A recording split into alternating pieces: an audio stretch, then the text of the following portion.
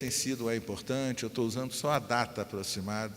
Há 20 anos atrás, na Rio 92, a maior conferência de chefes de Estado de toda a história da civilização, no Rio de Janeiro, a ciência já trouxe uma mensagem um pouco mais preocupante, tinha avançado no conhecimento das coisas, e não apenas a ciência, também as observações dos povos pelo mundo, e 20 anos atrás, 22 anos atrás quase, data aproximada, a mensagem para os chefes de Estado reunidos no Rio de Janeiro já foi diferente. Ela dizia assim, olha, nós estamos com problemas, tudo indica que nós estamos com problemas. Alguns são problemas mais graves, como mudanças climáticas, a extinção da vida, a crise de biodiversidade e uma preocupação muito grande com a produção de alimentos, com o uso do solo, desertificação. E levaram isso para a conferência. O ano era 1992. Vivíamos um período de um otimismo muito ingênuo. O Muro de Berlim tinha caído há 3 anos atrás. 999 em 1.000 economistas, na década de 90, garantiria que o mundo jamais teria outra crise econômica como 29, ou como 1873, porque agora com a sintonia fina dos bancos centrais, do G4, na época, e com a internet, as comunicações online, e com o aprendizado da história passada, a gente sempre seria capaz de evitar, nunca mais ia haver o que houve em 2008. O 999 em 1.000, o outro estava internado numa clínica e era considerado maluco. Nem o Janete, nem eu, nem ninguém. A gente achava que, a maioria das pessoas achava, dos economistas. E aí a reação dos chefes de Estados reunidos, naquele ambiente, o Muro de Berlim caiu há pouco, Thatcher assumiu há 10 anos, 12, e Reagan há pouco tempo, meados de 80 e tal, e o mundo seguindo o seu caminho, basta seguir, os mercados serão eficientes e não tem problema. A reação dos chefes de Estado foi ingênua também, disseram assim, então vamos lá, vamos tratar de resolver isso.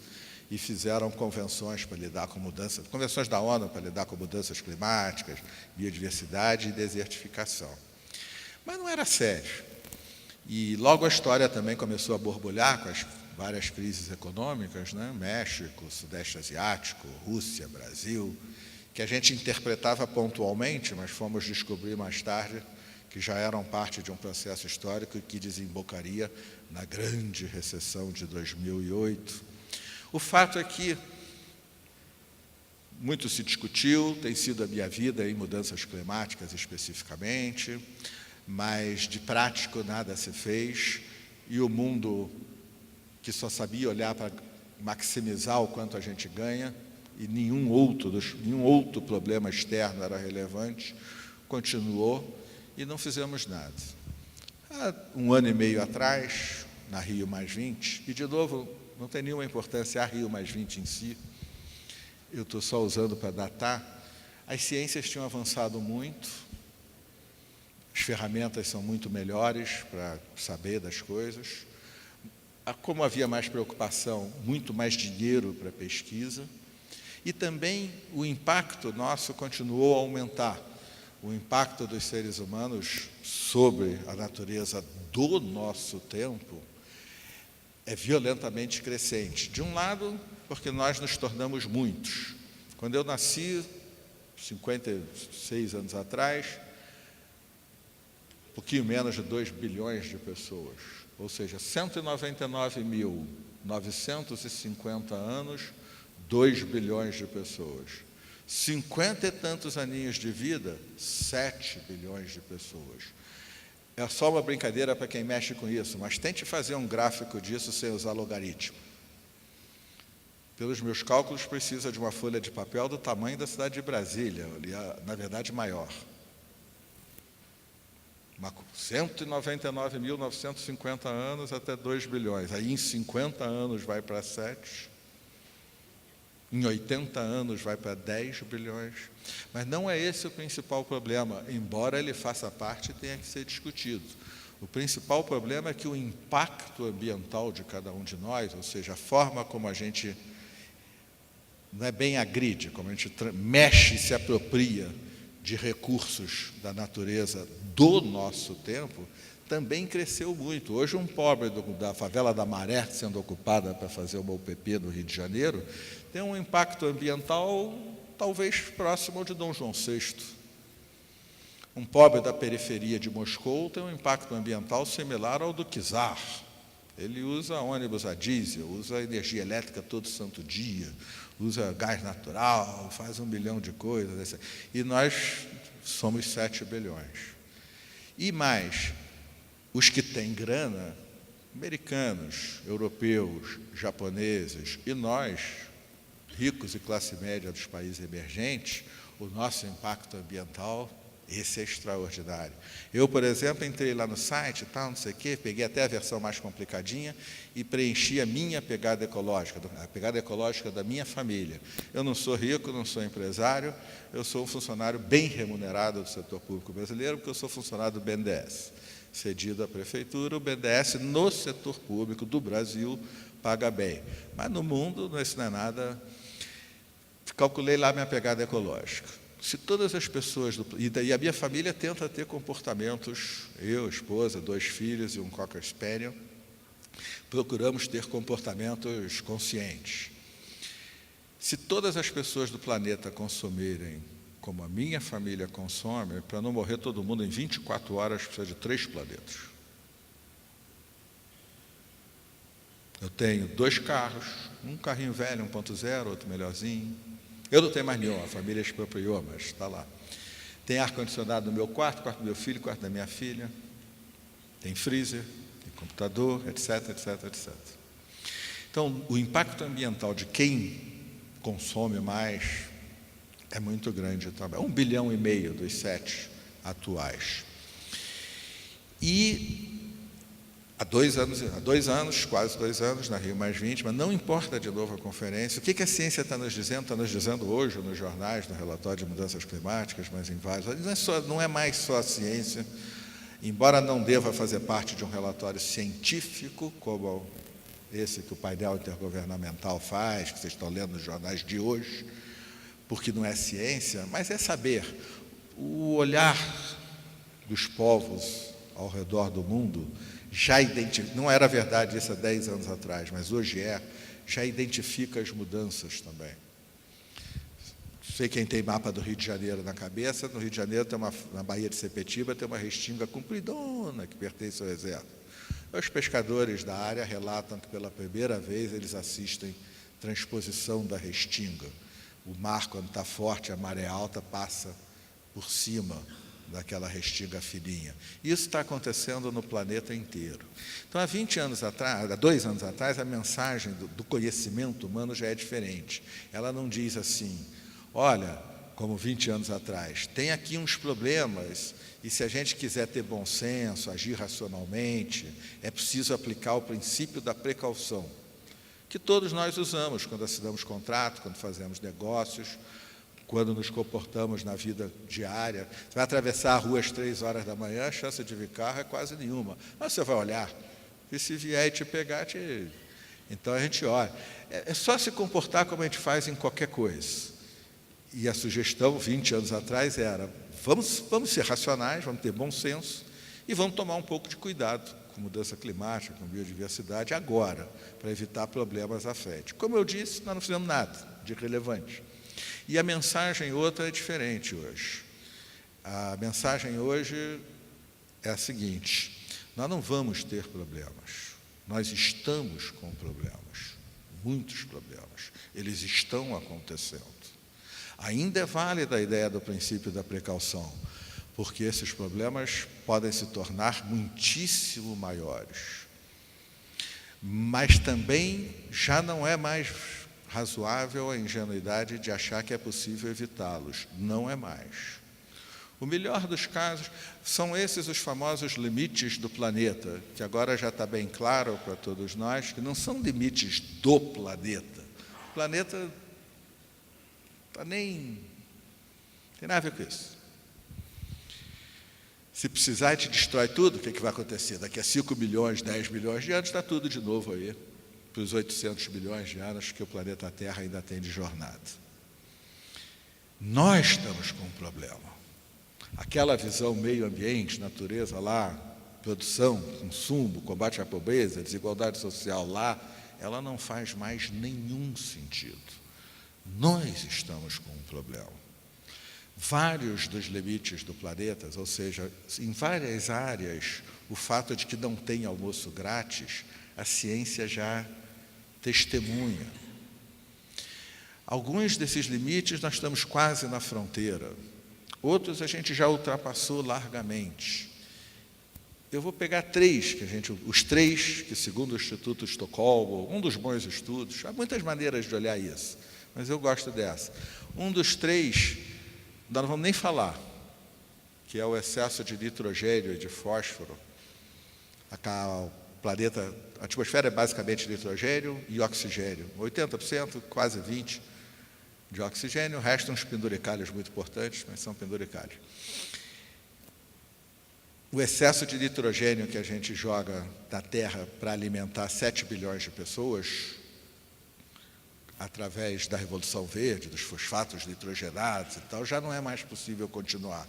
Então, nós vamos ter que alimentar 10 bilhões de pessoas com muita ciência, muita tecnologia. Sem ela, nós não temos a menor chance, mas outra ciência, outra tecnologia, muito possivelmente levando muito mais em conta Darwin, microbiota, possivelmente usando muito engenharia genética. Ambientalistas em geral costumam ser contra. Eu tenho a impressão que nós vamos precisar desesperadoramente dela. Mas eu não quero falar disso porque é muito recente, tem 4 anos. 2 outros limites do planeta são muito importantes, são a nossa vida, inescapável. Um deles é a crise de biodiversidade. Vocês podem dizer, Bessa, você está sendo contraditório agora. Você acabou de dizer que a natureza não tem nenhum problema, agora você vem me falar da extinção das espécies. Está preocupado de novo com o mico-leão-dourado, com o urso polar. Bom, repito, eu estou porque eu tenho direito de estar, porque eu me preocupo com o que eu bem entender. Mas não é isso. A crise de biodiversidade é grave para todos nós, a extinção da vida, porque nós não temos a menor ideia do que vai acontecer. Não é porque nós vamos deixar de descobrir uma molécula que seria a cura do câncer de cólon em alguma espécie vegetal da Mata Atlântica. Não é porque nós vamos deixar de descobrir uma enzima que permitiria transformar qualquer vegetal em etanol, a hidrólise de celulose em algum animal da Amazônia que a gente extinguiu. Não é porque a gente vai deixar de descobrir algum cosmético ou outros remédios. É porque nós não sabemos nada sobre a vida do planeta. Nunca houve dinheiro para pesquisar isso. Agora que está todo mundo apavorado e que as ferramentas tecnológicas com o mapeamento do DNA ficando muito barato estão permitindo avançar, é que a gente começa a entender um pouco mais.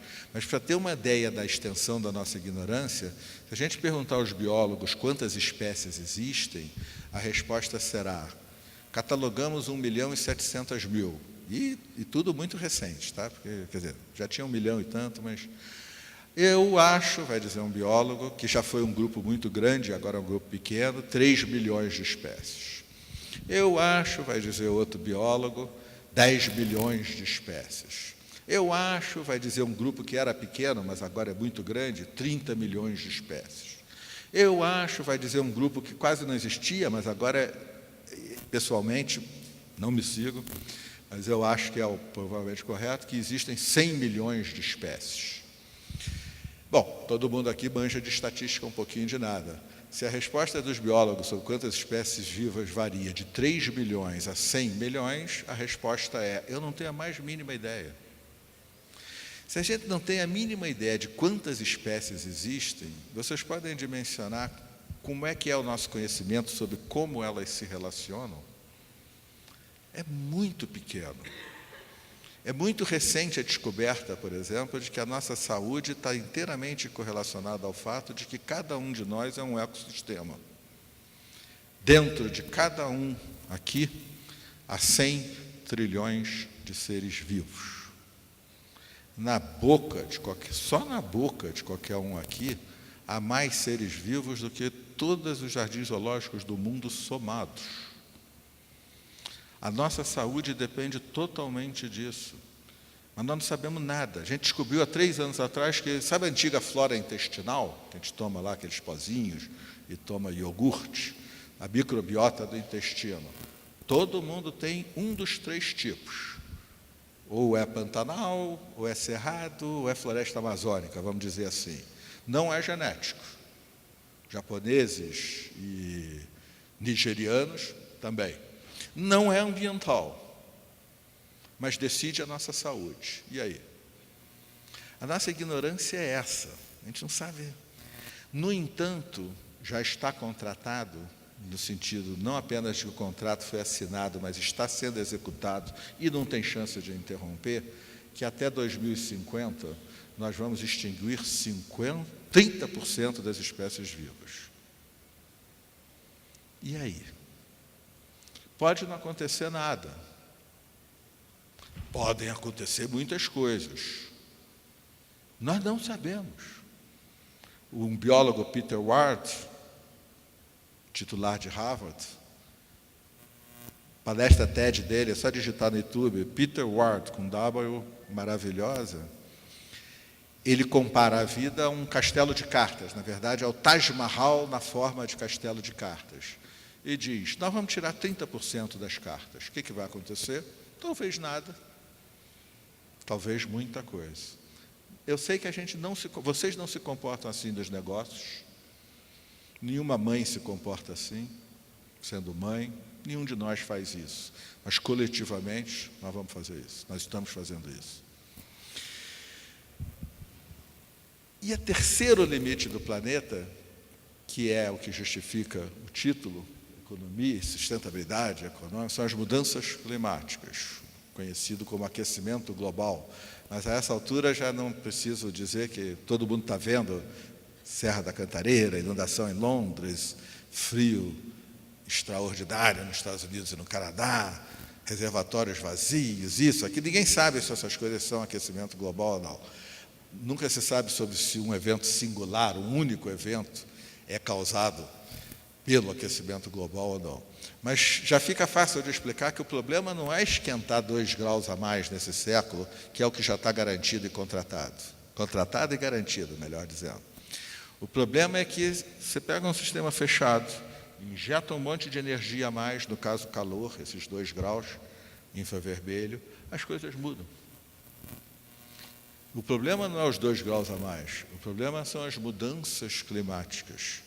Crise de água doce. Água doce é uma constante, 2,9%. Pode fazer o que quiser, pode usar à vontade. Pode chinês comer carne vermelha, brasileiro, porque é água. Pode brasileiro usar celular o tempo todo, vai fabricar um celular, você vai ver quanta água tem que usar. A água doce do planeta é uma constante. O ciclo hidrológico repõe ela.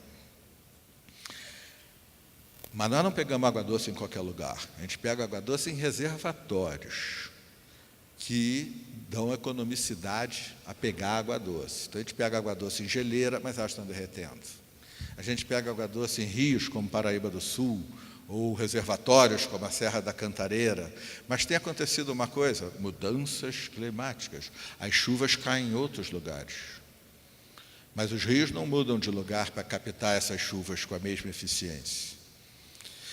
Então, o fato do clima do mundo mudar é extremamente grave, não para proteger a natureza, mas porque tem 7 bilhões de caras, nós, que vivemos num planeta, e dentro de 30, 40 anos vamos estar vivendo em outro planeta. E nós organizamos tudo desse jeito.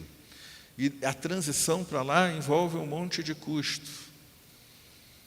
E já é garantido que vai esquentar 2 graus centígrados. Não tem mais nada a fazer, talvez um pouquinho menos. Se a gente fizer uma revolução gigantesca. Se a gente não fizer uma revolução gigantesca, e eu vou terminar explicando o que eu quero dizer por gigantesca, nós vamos para 4,5 graus, 5 ou mais graus centígrados em um único século. Tem gente que esquece a coisa do tempo. Eu mesmo, uma vez, era presidente do IBGE, e fui fazer minha primeira viagem de executiva na vida, 1999. Senta do meu lado um ex-aluno que naquele momento era diretor do Banco Central. E eu confesso que não gostei. Falei, putz, pensei que ia passar 11 horas aqui dormindo e tal, para ficar de papo com um economista chato. Não vou dizer o nome, porque eu estou dizendo que ele é chato. Aí tentei puxar assunto bom. Isso era 99, né? 15 anos atrás. Mudanças climáticas, eu já trabalhava com isso desde a Rio 92. Mudanças climáticas, aquecimento global. Ele disse, ô Bessa, para de falar besteira, pô. O planeta já foi muito mais quente, muito mais frio. Qual o problema de esquentar? Esquenta agora, depois esfria. Falei, é verdade, o planeta já foi muito mais quente, muito mais frio. Mas acontece que se eu correr a maratona em 2 horas, eu vou ser o recordista mundial do século XXI. Ninguém vai correr a maratona em menos de 2 horas. Pelo menos não sem implantes cibernéticos ou coisas desse tipo. Agora, se eu correr a maratona em 40 segundos, eu morro 3 vezes. Eu morro incinerado. O único jeito é me enfiar num canhão e me disparar. Eu morro incinerado. Primeiro eu morro esfolado, perco a pele. Aí eu morro incinerado. E, finalmente, eu morro estabacado. O planeta já foi muito mais quente, muito mais frio, mas ele faz isso em milhares, às vezes milhões de anos. Nós já contratamos e já asseguramos, não há mais nada a fazer, e é dramático que o planeta vai esquentar 2 graus centígrados ou esse século. Para esquentar 2 graus centígrados, nós temos, por razões técnicas que eu não tenho tempo, mas são muito simples, que esquenta o planeta não é quanto eu estou emitindo. O que esquenta o planeta é quanto o gás que esquenta o planeta, os gases de efeito estufa, dióxido de carbono, metano, óxido de nitroso, quanto tempo eles ficam lá. Linguagem de economista não é o fluxo, é o estoque. Então não adianta chegar um belo ano e dizer, parou, se você formar um estoque grande, vai embora. Nós temos agora, começando há 10 anos atrás, os próximos 10, 20 anos no máximo, para fazer uma revolução gigantesca e conseguir ficar perto dos 2 graus. Qual é o maior problema para fazer essa revolução gigantesca? É a existência ou não de tecnologias para fontes renováveis de energia, para essa reunião ser por videoconferência, em vez de estar todo mundo aqui, para os materiais usados não aquecerem. Não, não tem problema nenhum tecnológico. Tem um problema econômico. O custo de esquentar o planeta não está no preço das coisas. Então, o mercado não adianta falar de consumo consciente, vai esquentar demais, cuidado com a vida do seu neto. O mercado funciona seguindo, e funciona muito bem, mas ele é cego e surdo para qualquer outra coisa. O mercado funciona maravilhosamente bem para gerar crescimento econômico, mas as outras coisas você tem que impor de fora. Não pode trabalho infantil. Como não pode? Não pode. Ah, então tá bom, então não pode. Mas é de fora. Não, tem que ter a rima, tem que ter não sei o quê. Como assim? Tem que ter. A jornada de trabalho não é 16 horas, é 12 horas. Não pode, não vai dar. Dá, 12 horas. Agora é 8. Não pode, não vai dar. Dá. Mas é de fora. O mercado é maravilhoso. Na verdade, é indispensável para nós conseguirmos, num tempo tão pequeno, fazer uma transição tão grande, sair da civilização dos combustíveis fósseis e chegar numa economia que não esquente o planeta, que a gente chama de economia de baixo carbono. A gente precisa do mercado, mas o mercado tem que ter o devido sinal nos preços. O mercado, desde o pequeno empreendedor até as maiores companhias do mundo, vão seguir o sinal dos preços. O resto existe, mas é secundário e paralelo. Então, nós vamos ter que botar o preço de esquentar o planeta, o custo de esquentar o planeta, no preço das coisas. De que coisas? Todas. É um pequeno preço? Não. É um preço enorme. É muito. Por quê? Porque nós estamos sem fazer nada há 30 anos, 20 anos, 10 anos, 5 anos, possivelmente os próximos 5 anos, vai acumulando o estoque de gases de efeito estufa. Na hora que você resolve fazer alguma coisa, já está mais caro de fazer. É muito mais caro despoluir a Baía de Guanabara do que ter evitado poluir ela lá atrás. Só que agora nós estamos falando do planeta inteiro. Então, o problema central aqui são 2. Um é social, outro é econômico. O problema não é tecnológico. Também, claro, e a política para mecanismos de tomar as decisões. Qual é o problema econômico?